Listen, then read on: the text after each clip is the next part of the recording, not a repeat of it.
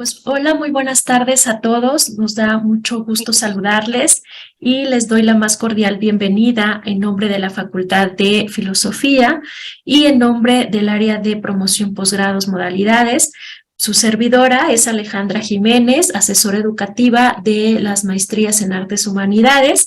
Y pues bueno, en esta ocasión estamos hablando con una segunda sesión del ciclo de conferencias La actualidad de la filosofía social. La ponencia de hoy lleva por nombre La vida social, una aproximación fenomenológica.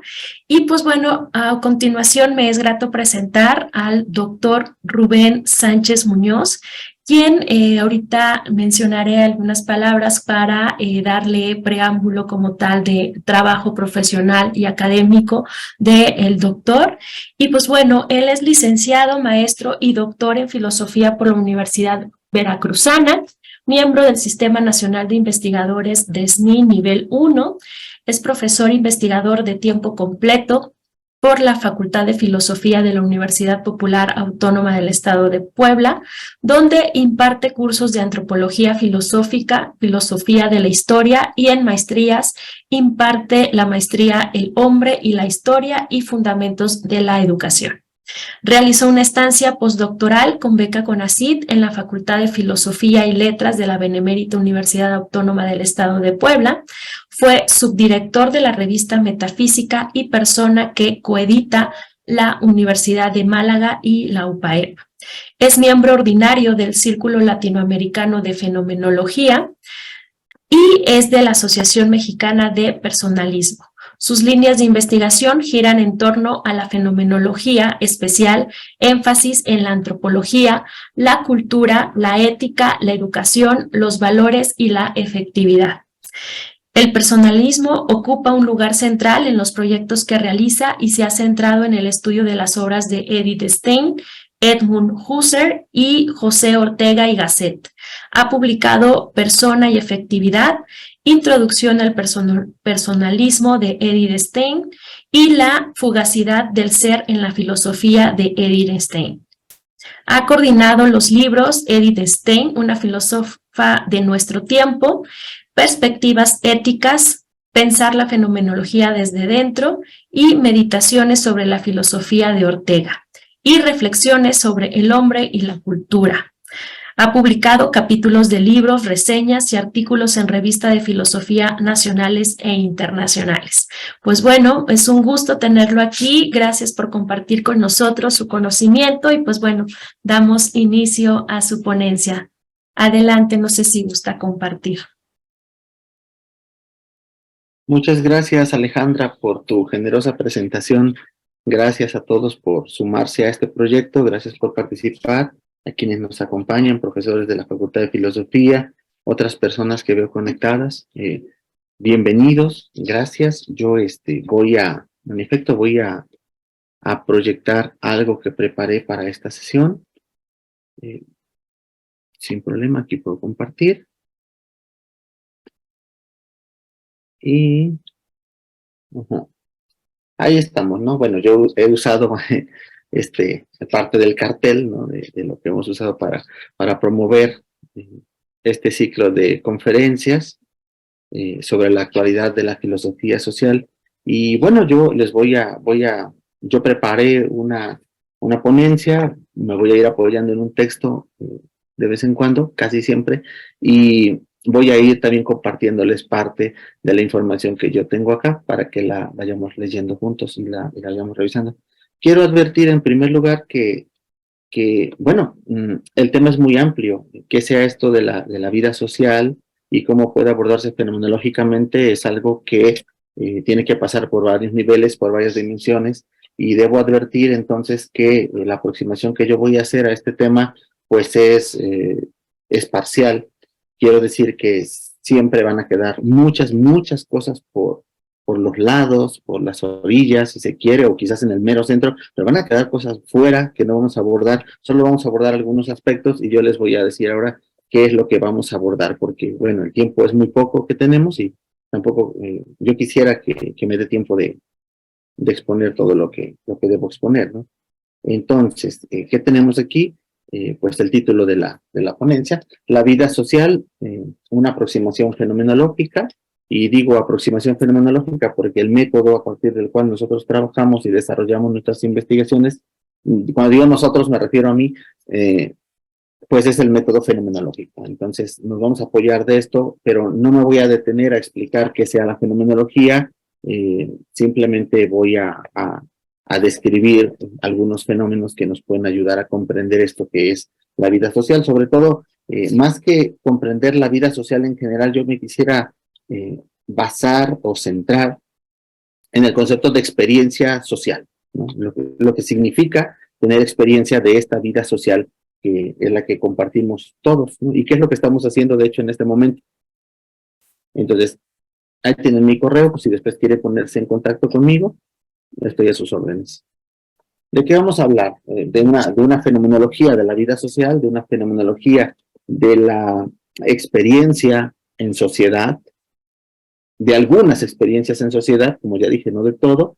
Lo vamos a hacer desde una aproximación fenomenológica, como fue abordado por Edith Stein, una fenomenóloga importantísima del siglo pasado, y también a partir de sus perspectivas y de sus enfoques, vamos a revisar algunos fenómenos que a mí me han llamado la atención y sobre los cuales he estado trabajando últimamente. Esto forma parte de mis investigaciones en fenomenología. Por un lado, hablaremos de la empatía y el conocimiento del otro. El profesor Roberto Casales y yo andamos metidos en estos temas y hemos publicado algún artículo ya sobre el tema del reconocimiento, sobre todo. En segundo lugar, vamos a hablar de las relaciones sociales y las comunidades de pertenencia, todo esto en el ámbito de una fenomenología de la vida social. En tercer lugar, hablaremos de la autoformación y el carácter, qué relación tiene la autoformación de la persona y el carácter que ella desarrolla con la relación que mantiene con otros. Y por último, diré algunas palabras, si me da tiempo, yo espero que sí, acerca de la relación entre sociedad y religión, porque es un tema también interesante. Quiero decir que sobre todas estas cuestiones, en el campo de la fenomenología se están haciendo importantes trabajos. Así que yo los invitaría a que luego exploren esto también por su cuenta. Entonces, tenemos que empezar diciendo algo básico, si ustedes quieren. Y lo básico es que tenemos que empezar diciendo que la experiencia de la persona, la experiencia que tiene del mundo, la experiencia que tiene de sí misma, es una experiencia que aparece siempre y en todo momento en el marco de la vida social. La vida humana aislada de los vínculos sociales sencillamente es una abstracción. Claro que uno se puede imaginar como un sujeto solipsista, uno se puede imaginar como un sujeto abstraído de los vínculos y las relaciones sociales y el mundo en torno, pero no deja de ser una abstracción. En realidad siempre estamos, hasta cuando no estamos en compañía con otro, hay a nuestro alrededor un sinfín de objetos que forman parte del mundo y que apuntan directa o indirectamente a la existencia o a más bien a la presencia de otros. ¿A qué me refiero? Por ejemplo, yo estoy tomando agua en un vaso, este vaso no lo hice yo, este vaso tampoco se hizo solo, alguien lo habrá hecho, ¿no? Todos los objetos artificiales que nos rodean y de los cuales vivimos, bueno, apuntan ya a un mundo social, o mejor dicho, a un mundo, en sentido amplísimo, que podemos llamar mundo social, mundo cultural, en el que yo no estoy solo.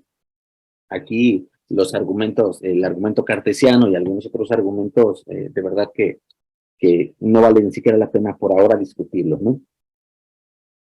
Fuera de estos vínculos, no podemos entender tampoco cómo la persona llega a constituirse. Y por constituirse, nosotros entendemos cómo la persona llega a adoptar cierta personalidad, ciertas posturas, ciertos sistemas de creencias, todavía más. Fuera de los vínculos sociales, nosotros no alcanzamos a comprender cómo es que la persona llega a ser capaz de aprender algo, si lo vemos desde el punto de vista de la educación, ¿no?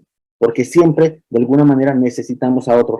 Aun cuando estoy encerrado en mi habitación y estoy leyendo un libro, por ejemplo, de Aristóteles, pues resulta que Aristóteles es otro que en algún momento escribió ese libro y luego, bueno, también hay alguien que lo tradujo y también hay alguien que lo vendió, etcétera, etcétera. El horizonte del mundo en el cual nos movemos es un horizonte que apunta por todos lados a la presencia de los otros de una u otra manera. Entonces, la persona es quien es y llega a ser quien es en el campo de la vida social, pues porque mantiene relaciones con otros. Y de ese tipo de relaciones hablaremos en la primera y en la segunda parte de esta pequeña introducción a la fenomenología social. No voy a repetir tanto el nombre de Edith Stein, pero debo decir que el horizonte de lo que voy afirmando aquí es en el horizonte de sus investigaciones, ¿no? Entonces vamos a hablar primero del fenómeno de la empatía y del conocimiento del otro. Y ahorita, si quieren, cuando lleguemos a esa cita ya la pongo. La empatía es un fenómeno interesantísimo que ha sido abordado desde hace mucho tiempo que además en la actualidad está presente, por ejemplo, en el campo de la psicología, si pensamos en Seligman, está en el campo de la inteligencia emocional aplicada al liderazgo, si pensamos en Goleman, está en la psiquiatría, en un autor tan importante como es Boris Cyrulnik, y en el campo de la fenomenología de la educación también aparece en un autor que se llama Vincenzo Costa, un filósofo italiano. También la fenomenología, en este sentido, la empatía, desde una perspectiva fenomenológica, ha sido aplicada a casos tan interesantes como es la medicina y la enfermería, por un autor danés que se llama Dan Zahavi y que, bueno, ha tenido muy buenos resultados en sus investigaciones. Pero debemos decir también que el problema de la empatía es un problema filosófico. Posiblemente podríamos rastrear la preocupación por el conocimiento de los otros, quizás en el mundo moderno, yendo a Descartes, ¿no? Se me ocurre porque, bueno, es el que filosóficamente formula esta idea del solipsismo, bueno, más bien termina aterrizando en el solipsismo al poner en duda la existencia del mundo y al poner la duda la existencia de los otros y al quedarse únicamente con la validez del pensamiento, de la evidencia del pensamiento, el yo pienso, yo existo, ¿no? Entonces, a ver, volvamos a empezar. El tema de la empatía es de suma importancia, sobre todo en el campo de las investigaciones acerca de la fenomenología social o de los fenómenos sociales, porque para empezar, no tiene sentido pensar en fenómenos sociales donde no se ve relación con otros. O sea, todo fenómeno social supone la existencia por lo menos de dos individuos, de dos personas, como le queramos llamar. Luego vamos a ver que el concepto de persona es importantísimo. Y justamente lo que hizo esta filósofa fenomenóloga al principio de su carrera intelectual, allá por 1916, pues fue hacer una tesis sobre el fenómeno de la empatía, la Einfühlung, que muestra, a partir de una descripción rigurosísima, que en todo momento nuestra relación con el mundo es ya una relación intersubjetiva, o sea que el mundo se vive ya intersubjetivamente, porque en él aparecen cosas referidas a los otros o aparecen los mismos otros con los cuales llegamos a tener algún tipo de relación. Vamos a ver en el punto número 2 estos tipos de relaciones de los que estoy hablando, ¿no? Pues por todos lados aparecen los otros. Aquí no vamos a plantear este problema de si realmente yo puedo meterme a la cabeza del otro y saber lo que está pensando y sentir lo que está sintiendo. No, vamos a ver que aquí el fenómeno de la empatía tiene un sentido muy interesante, ¿no? Y que hay que sacar el concepto de empatía de lo que solemos entender en la vida cotidiana, así sencillamente como el ponerse en los zapatos del otro y más o menos sentir más o menos adecuadamente lo que el otro siente o lo que el otro piensa. El fenómeno de la empatía es mucho más amplio y es mucho más complejo que intentar ponerse en los zapatos del otro. Lo que tenemos como base es que vivimos en un mundo intersubjetivo, que es un mundo cultural, que es un mundo social, en el que aparecen otros con los cuales nos comunicamos, los cuales nos afectan y nosotros también los afectamos a ellos. Y este mundo intersubjetivo, insisto, puede hacerse una abstracción de él, pero tarde o temprano terminamos cayendo en la cuenta de ello, ¿no? Por lo tanto, vivimos en un mundo social, cultural, en el que la persona usted y yo, cada uno de nosotros mismos aparecemos ya como herederos de hábitos, de creencias, de costumbres, de tradiciones, de historia. En pocas palabras, aparecemos en un mundo como herederos de una cultura que no hemos forjado nosotros mismos, sino que otros la han forjado. O sea, si lo vemos desde el punto de vista de la historia, son otros los que, por ejemplo, iniciaron el movimiento de la independencia, los que lucharon en la revolución, fueron otros los que descubrieron América, fueron otros, y no yo, pero de alguna manera yo participo en eso, porque, como ya dije, yo soy heredero de esos legados. Stein llega a decir en algún lugar que todo nuestro mundo cultural, todo aquello que ha modelado la mano del hombre, todos los objetos de uso, todas las obras de la artesanía, de la técnica, del arte, son correlato, hecho, realidad del espíritu, el espíritu objetivo entendido aquí como la cultura. Y el espíritu subjetivo entendido aquí como la capacidad que tiene cada uno de nosotros de poder aportar más o menos a este desarrollo de la cultura. Entonces, ¿qué podemos decir?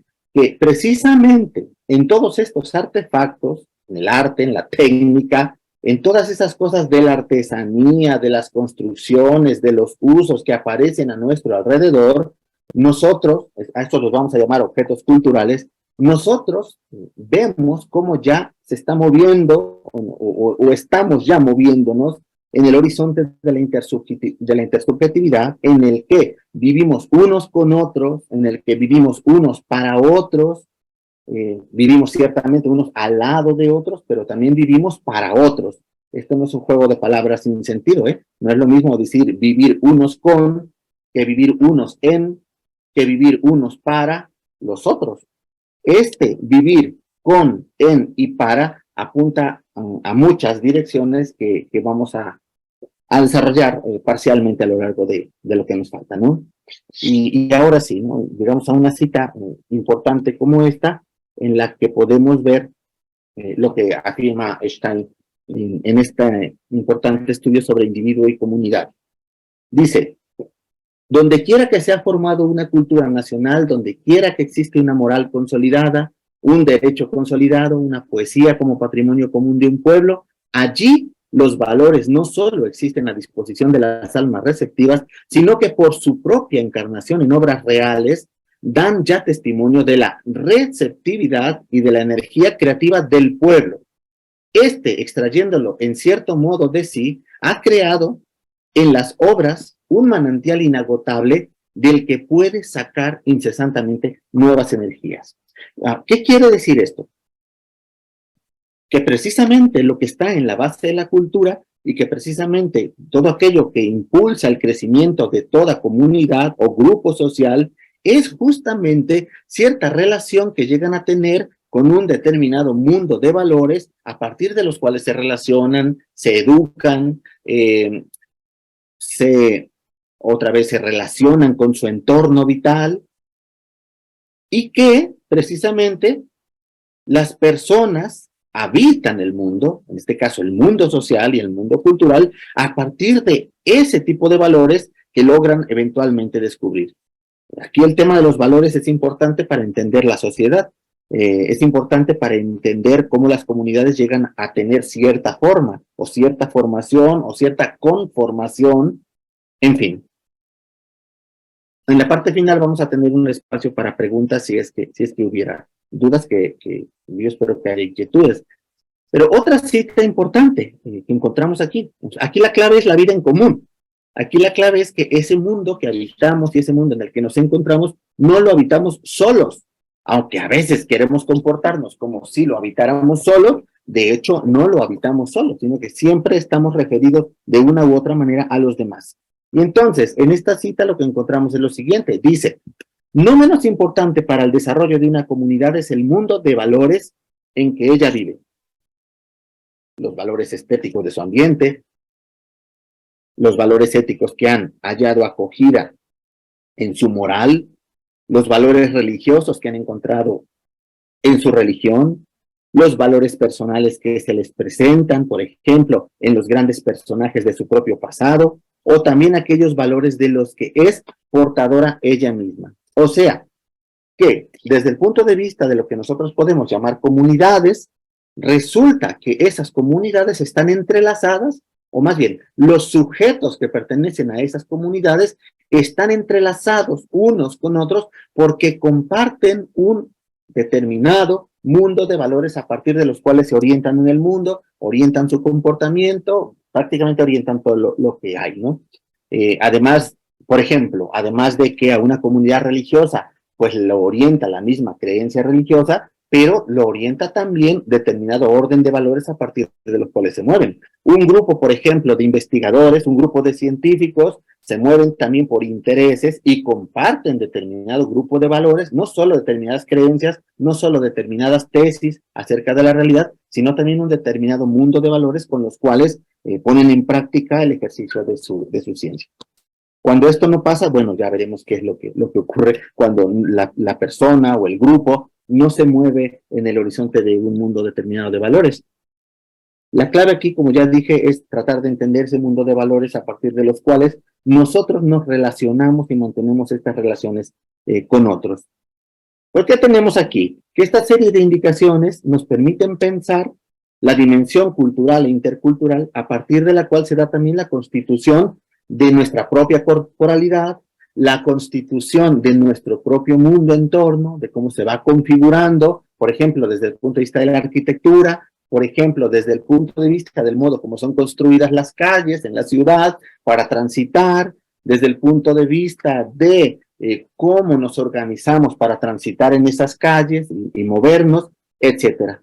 Entonces, lo que tenemos en el fenómeno de la empatía, que tiene que ver con la fenomenología desde el punto de vista social, es precisamente que uno de los primeros contactos que nosotros tenemos directamente del otro es precisamente la relación corpórea. O sea, nos encontramos dispuestos en el mundo desde un punto de vista corporal. O sea, hallamos al otro antes de saber cómo se llama, antes de dirigirle la palabra, el otro se aparece como una corporalidad viviente a la que posiblemente yo podría quizás confundir un maniquí con una persona real, pero bueno, en un primer momento eso podría pasar y luego tendría yo que desmentir o tendría yo que verificar la experiencia para ver si es o no una persona real en lugar de un maniquí.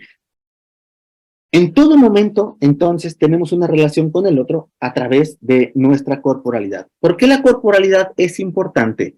Porque dentro de otras cosas, nuestros propios rasgos físicos son sujetos de descripción y de interpretación y por tanto también conducen a cierto tipo de actuaciones. No sé, a ver, yo no me quiero robar ninguna idea, pero el profesor Martín está realizando una interesantísima investigación acerca del edadismo. Más adelante los invito a que no se pierdan su conferencia porque nos va a hablar de qué es esa cosa llamada edadismo y precisamente una de las cosas que está en juego en el edadismo pues es precisamente el tema de la edad que está asociada al cuerpo.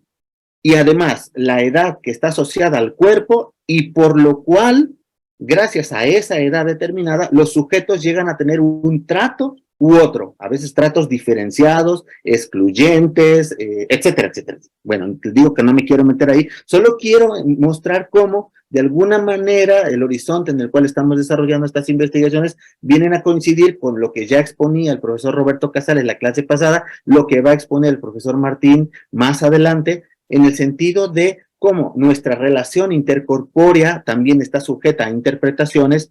Si nosotros pensamos en el racismo, si pensamos en fenómenos migratorios que van a ser abordados en este doctorado, si pensamos en la violencia, nosotros podemos anticipar que aquello que siempre está presente en todos estos fenómenos es, de uno u otro modo, la corporalidad. Claro, no quiero decir que siempre los problemas se presentan desde el punto de vista de la corporalidad. Solamente quiero decir que algunas veces aparece ligado al tema de la corporalidad porque justamente la corporalidad es la que nos introduce en el campo de la vida social y es la que nos permite actuar y la que nos permite hacer y la que nos permite, bueno, desempeñarnos, desenvolvernos en la vida en relación con los otros. Brevemente aquí, ¿cómo opera la empatía? ¿Qué tiene que ver la empatía con todo esto? Pues la empatía ha sido considerada como una experiencia en la que me son dados sujetos ajenos, sujetos extraños y sus vivencias. La empatía no consiste tanto en ponerse en el lugar del otro, sino precisamente en poder identificar y tener acceso a ciertas vivencias que originariamente son ajenas. Esas vivencias siempre son de otro. Podemos más adelante volver sobre ello, porque veo que si sigo en este ritmo no me va a alcanzar el tiempo.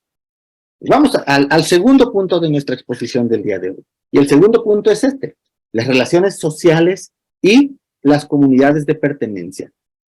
Hace rato yo ya puse un ejemplo. El ejemplo era un grupo de científicos, ¿no? Un grupo de investigadores que se dedican a hacer ciencia y que forman un grupo. Un equipo de fútbol que se reúne para jugar fútbol. Una familia, ¿no? De esposos que por azares o por el destino o porque Dios así lo quiso, se encontraron y se relacionaron, se unieron y ahora tienen hijos y son padres y otros son abuelos y otros son tíos. Bueno, este tipo de relaciones sociales permite entender cómo la vida social está constituida por relaciones de pertenencia, por comunidades de pertenencia. Comunidades de pertenencia son estos grupos con los cuales nosotros nos identificamos y con los cuales participamos desde dentro. Unos participamos muy dentro y otros participamos, por decirlo así, más o menos desde las periferias. El caso es que no se puede entender la vida social tampoco sin estas comunidades de pertenencia. Yo no solo trabajo en la UPAEP, sino que además sé que pertenezco a la UPAEP, ¿no? Me identifico con sus ideales, con sus principios, etcétera, etcétera. Yo no solo formo parte de esta familia, sino que además me identifico con mi familia y tenemos muchos rasgos en común. Dentro de esos rasgos en común compartimos creencias, compartimos historias, o sea, anécdotas, cosas que nos pasaron, en fin. Dice la cita que he puesto aquí. Es verdad que la pertenencia a la sociedad está ligada a cierta posición social. Eso no lo podemos tampoco cancelar. Es decir, al hecho de ocupar un determinado puesto dentro de la sociedad, entendida en otro sentido de la palabra. Pero esa formación se basa en el presupuesto tácito de que las posiciones sociales solo pueden ser ocupadas por personas que, por su estructura interna, pertenezcan a la sociedad y que, según eso, tales posiciones ofrecen la garantía de que quien las ocupa posee la requerida estructura interna. Si una persona, en virtud únicamente de su posición, ingresa en la sociedad sin poseer esa estructura, entonces no se integra jamás orgánicamente en ella, sino que permanecerá siempre en su seno como un cuerpo extraño y perturbador.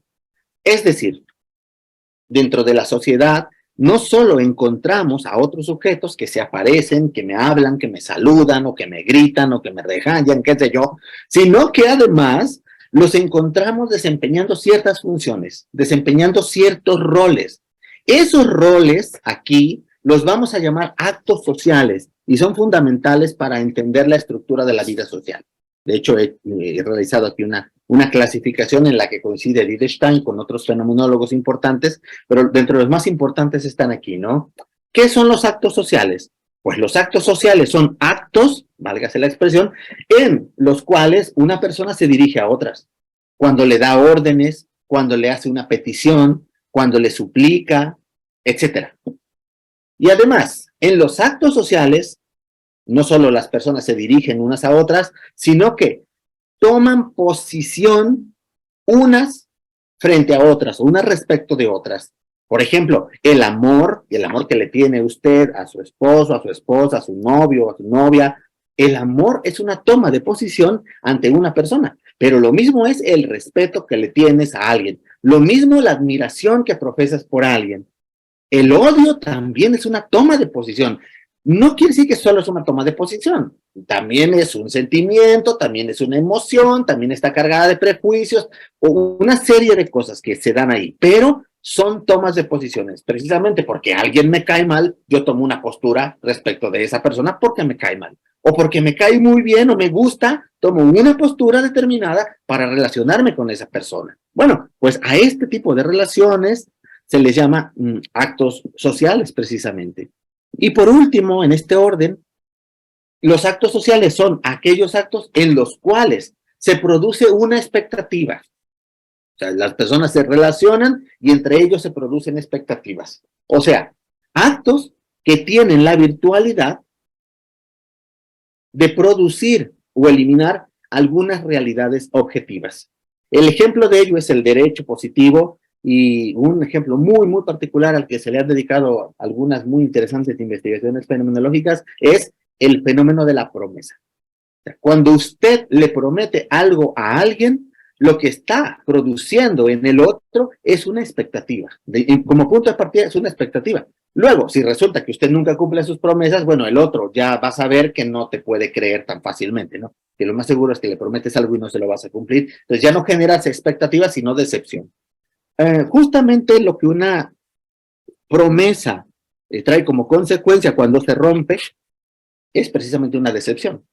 Y la decepción también es una toma de postura respecto de otra persona, ¿no? Yo le prometo a alguien algo y no se lo cumplo y el otro se decepciona, o se enoja, o qué sé yo. Entonces, ¿qué es lo que tenemos aquí? Pues que el ser de la persona aparece en distintos niveles.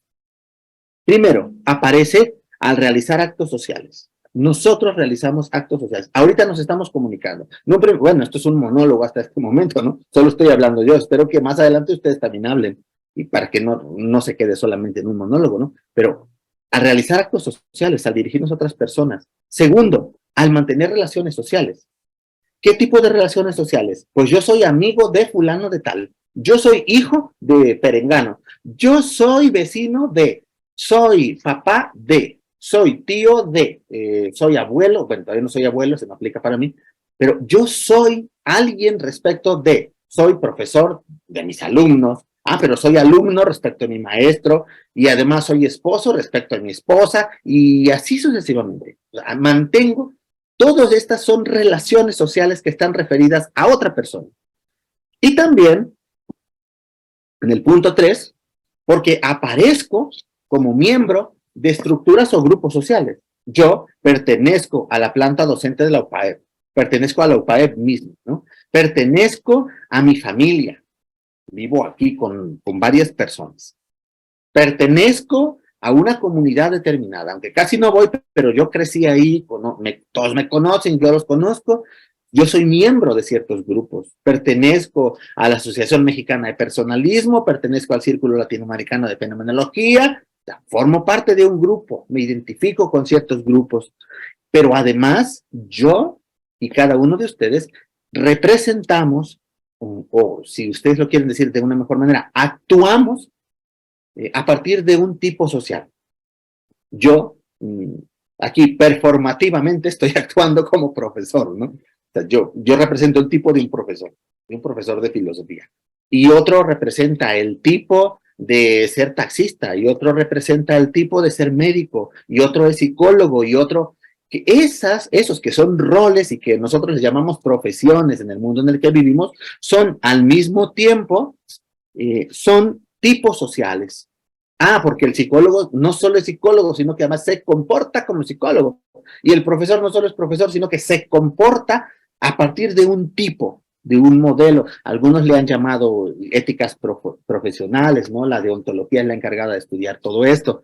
Pero porque detrás de cada rol social, de cada uno de estos prototipos o tipos, lo que hay son ciertas normas de comportamiento, ciertos códigos de éticas, a veces hasta ciertos códigos de vestimenta, formas aceptadas o no aceptadas de dirigirse y relacionarse con los otros, en fin, toda una serie de un entramado de fenómenos que pueden resultar a la larga muy problemáticos. Yo estoy solamente hablando, así por decirlo, desde las periferias ahora, porque habría que entrar muy a fondo de todos estos temas para ver qué es lo que hay en esas estructuras y qué importancia tienen, ¿no?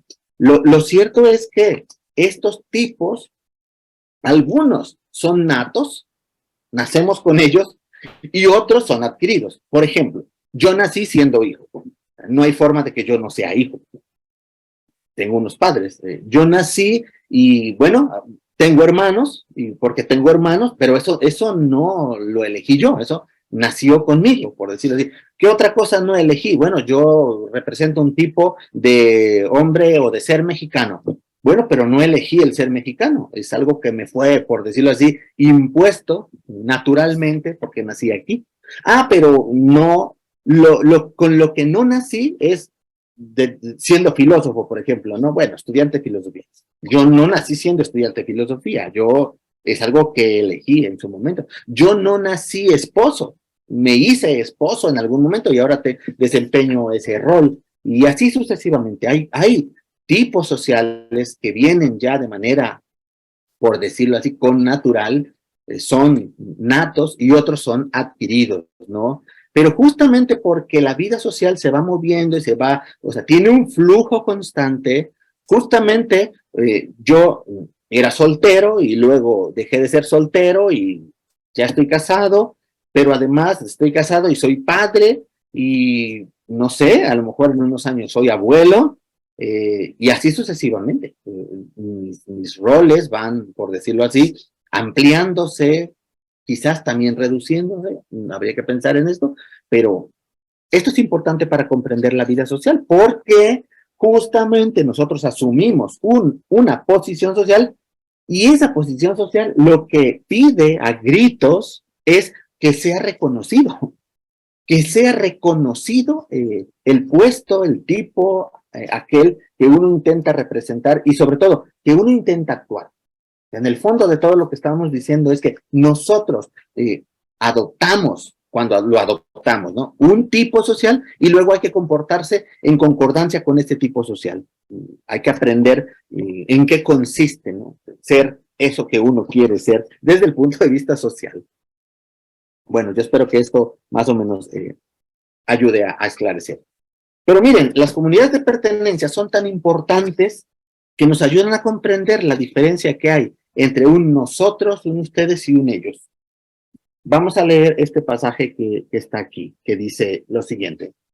Lo mismo puede ocurrir a los demás y así enriquecemos empáticamente nuestro sentir. Y nosotros, y vean ustedes ahí el énfasis en el nosotros, dice, nosotros sentimos ahora otra alegría que yo y tú y él aislados. Está hablando de una comunidad. ¿Qué es una comunidad? Es un sujeto plural. Es por ejemplo, un nosotros. Yo puedo hablar del nosotros para referirme a mi familia. Yo puedo hablar del nosotros para referirme a los profesores de la Facultad de Filosofía. Yo puedo hablar del nosotros al hablar de los mexicanos. Nosotros los mexicanos. Ah, pero si digo nosotros los españoles, no, espérame, no. Eso no me queda, porque yo no soy español, ¿no? Cuando digo nosotros no hay una identificación con eso. Pero cuando digo nosotros los mexicanos, en mi caso, yo sí me identifico como mexicano. En fin. Pero yo y tú y él permanecen conservados en el nosotros. Ningún yo, sino un nosotros, es el sujeto de la empatía. Es lo que dice ahí. Ningún yo, sino un nosotros. Y no experimentamos acerca de los demás mediante una empatía, sino mediante el empatizar. O sea, no experimentamos a partir de experiencias aisladas, solas, sino a partir de esto que llamamos empatizar. Por empatía devienen posibles sentir a una y enriquecimiento del propio vivenciar. O sea, el sujeto que hay que estudiar cuando estudiamos, válgase la expresión, la vida social, ese sujeto es un nosotros. O sea, son grupos, comunidades de pertenencia, comunidades con las cuales nos identificamos, con los cuales estamos más cerca o más lejos. Nosotros es... ¿No cierto limitado? Sí, voy cerrando. Perdón, no sé si ya me están cortando de la exposición. Nosotros, el pronombre, nosotros, es más cercano, porque estamos dentro de él, que el ustedes y el ellos. El ustedes y el ellos siempre suponen cierta distancia. Desde el punto de vista cultural lo podemos ver, ¿no? Nosotros los mexicanos, ellos los gringos, o ustedes los colombianos, porque supone cierta cercanía y distancia, ¿no? Distancia y cercanía que están siempre, por decirlo así, en conflicto. Esta distancia y cercanía ya la encontramos en el cuerpo propio y el cuerpo extraño, con los vecinos, con la gente que vivimos, ¿no? Pero bueno, no nos daría tiempo de ver todo esto, ¿no? Encontramos a las comunidades allá afuera en la vida, pero sobre todo las encontramos dentro de nosotros porque nosotros pertenecemos a esas comunidades. Nosotros pertenecemos a un grupo, a una etnia, etcétera, etcétera. Y son importantes porque en esos grupos y esas etnias somos educados, en esos grupos y esas etnias vamos desarrollando nuestro carácter, vamos experimentando diferentes formas de sentir, vamos relacionándonos con un determinado mundo de valores, ya sea que los vamos asumiendo, los vamos rechazando, vamos poniendo resistencia, pero se da siempre en el seno de la intersubjetividad y la relación con los otros. Es decir, algo tan importante para nosotros como es el fenómeno de la educación es algo totalmente incomprensible sin partir de la intersubjetividad y de los actos sociales en los cuales ya unos sujetos están referidos a otros y desempeñan roles unos respecto de otros. Así que, bueno, ¿por qué, por ejemplo, por qué los valores éticos son tan importantes para la persona? Pues porque los valores éticos son inherentes a la constitución misma de la persona y a sus modos de conducta. De todos los valores, los más importantes o a los que se les da más importante desde una fenomenología aplicada a la sociedad, son los valores éticos porque en ellos se manifiesta, la persona se manifiesta en relaciones de conducta que está dirigida sobre todo a otras personas. Los valores éticos son importantes porque están referidos a otros con los cuales nosotros entramos en relación o ya estamos en relación. Para ir terminando, porque les dije que el tiempo se fue volando, ¿qué tiene que ver aquí la religión? Yo solamente me apoyo aquí. Edith Stein tiene un argumento bien interesante, no hay tiempo de desmenuzarlo y representarlo tal vez adecuadamente, solo lo anuncio para que sepan que ahí está. Y el argumento más o menos se puede resumir así, diciendo que, puesto que la persona vive en sociedad y es en la vida social donde ella se relaciona con el mundo de los valores, o bien donde no encuentra la ocasión de vivir y hacer suyos dichos valores, de ahí se sigue que la sociedad es corresponsable de las tomas de postura de la persona ante Dios o ante los fenómenos religiosos. ¿Por qué dice que es corresponsable? Porque mi posible ateísmo o religiosidad no depende solo de mí. En parte depende de mí y ahí es donde yo soy responsable. Yo soy responsable de dar el sí, de aceptarlo o de rechazarlo, pero también el medio en el que yo soy educado, en el medio en el que yo vivo, en el que crezco, también es responsable o corresponsable de esos valores que yo logro asumir o bien de esos valores a los que yo de alguna manera no tengo acceso. Habría una serie de dificultades muy, muy grandes, pero yo prefiero terminar aquí porque ya estoy justamente en los tiempos que me he propuesto para esta exposición. Yo espero que haya comentarios, preguntas y recordarles que este webinar forma parte del doctorado en filosofía social que estamos próximos a lanzar y que los invitamos a estudiar con nosotros. Muchas gracias.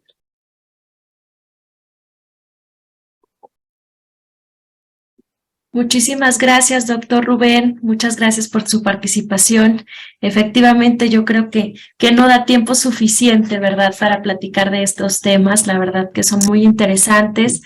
Y pues bueno, los invito a que puedan realizar alguna pregunta, algún comentario que bueno, que ahorita tenemos de viva voz a los doctores y que pueden compartir, pues bueno, su experiencia como tal, ¿no? Y pasarlos sus conocimientos, ¿no? Entonces, pues muchísimas gracias de antemano, gracias doctora, gracias doctor Roberto también, y pues bueno, no sé si tengan alguna pregunta, pueden colocar también su micrófono o escribirlo en el chat con gusto. Sí, hay una mano levantada. Perfecto, claro que sí, María Adelante, Teresa, María adelante. Teresa. Hola, ¿qué tal? Buenas tardes. Disculpen la cámara, pero estoy aquí en el trabajo.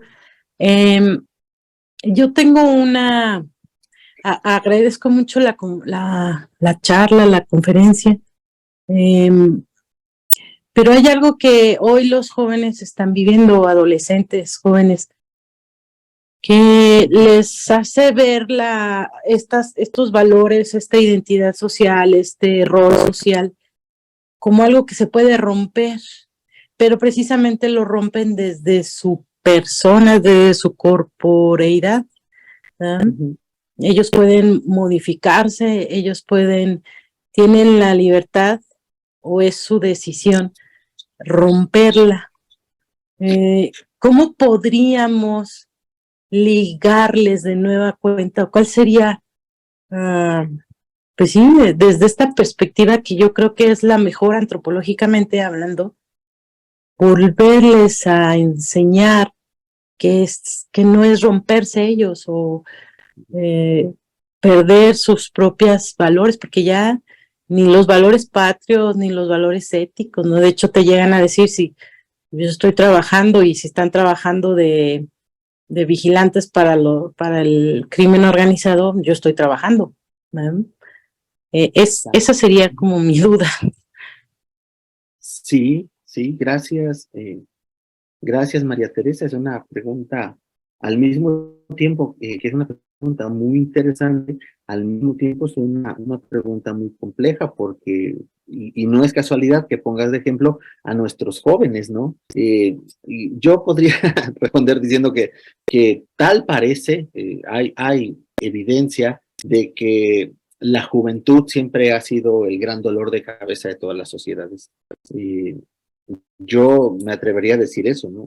Hay testimonios de personajes que ya en la época de Aristóteles decían, estos jóvenes, ¿no? Nos van a llevar a la perdición, ¿no? No respetan a los dioses, no respetan las normas, no respetan a las instituciones, no respetan nada. Bueno, habría que, es un caso específico, no sé si habría que meterlo en el tema del edadismo, ya le estoy echando la bolita al profe Martín, ¿no? Pero no sé si tenga que ver con la edad, ¿no? Lo que sí me parece interesante es precisamente que el sujeto pasa por etapas de madurez, que no es lo mismo ser un niño que ser un adolescente, que ser un adulto. La pregunta es cuándo pasamos a ser adultos, cuándo dejamos la adolescencia, cuándo dejamos este modo de ser, si usted quiere, imprudente, impertinente, irrespetuoso y llega, por decirlo así, la madurez. Tiene que ver con el crecimiento intelectual, tiene que ver con el crecimiento moral, tiene que ver sobre todo con algo que resulta bien importante desde el punto de vista de la fenomenología, y es que para que un valor, cualquier valor que usted se imagine, llegue a tener sentido, la persona lo tiene que vivir ella, tiene que hacerlo personalmente, porque no hay modo. Lo puede experimentar a través de otro, y ahí es donde entra la empatía. Yo puedo experimentar los valores que otro tiene y reconocerlos, pero al mismo tiempo puedo reconocer que esos valores que él practica no son míos, son de otro. Ahí está el tema de la empatía, ¿eh? O sea, él tiene unos valores que yo no tengo. Y no estoy hablando solo de valores negativos, ¿eh? Estoy hablando incluso de valores positivos. Yo puedo admirar a alguien por, qué sé yo, por qué les gusta, por su claridad de pensamiento, ¿no? Decía, ay, cómo me gustaría ser como este porque lo admiro muchísimo. Y sin embargo, yo no tengo la claridad de pensamiento que él tiene, yo no tengo la vida recta que él tiene, yo no tengo esta disposición que él tiene. Es decir, gracias a este contacto, también de algún modo nosotros nos reconocemos. Pero volviendo al tema de los jóvenes, bueno, pues es que el gran problema es que cómo debemos entender los valores y cómo es posible enseñar valores. Esa es la gran dificultad de toda la filosofía, ¿no? Lo cual habría que pensar ciertamente para aterrizarlo. Yo podría decir esto de momento, María Teresa. Muchas gracias. ¿Alguien más que tenga la inquietud y pueda compartir sus palabras?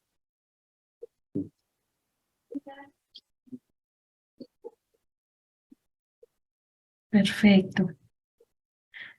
Pues bueno, agradecemos a todos, no sin antes, quiero compartir una información valiosa para todos ustedes y pues bueno, principalmente para que conozcan un poco de las características de nuestro programa.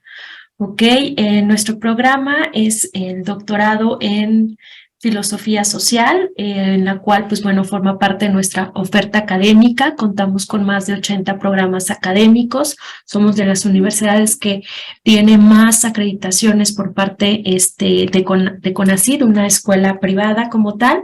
Y pues bueno, las características es que nuestro doctorado es únicamente presencial, la modalidad se toma de manera presencial, los procesos académicos son semestrales, contamos con la duración del doctorado en 4 años y se toma 2 asignaturas por periodo como mínimo para terminarlo en este tiempo. Se realizan las clases entre jueves y viernes de 5:30 a 8:30 y el inicio de clases es el 4 de agosto del 2023. Aquí comparto el plan de estudios de este programa. Pues bueno, se divide como tal, se tienen algunas materias obligatorias y otras de manera electivas, donde ustedes pueden mirar hacia nuestras líneas que se dividen en antropología y ética de la filosofía social, la metafísica y epistemología de la filosofía social. ¿Okay?